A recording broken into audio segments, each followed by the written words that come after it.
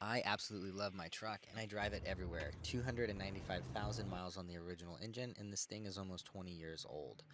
With that age comes some responsibility to replace some of these old and possibly worn out parts, and this is the seriously big power and ground wire upgrade from JeepCables.com, and replaces these old and possibly corroded on the inside power and ground wires in your truck.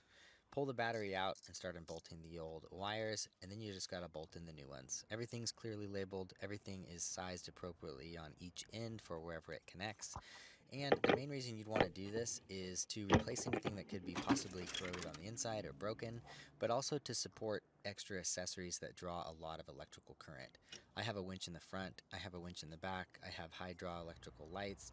Everything asks a lot on the original and small power and ground wires, and this kit takes care of that.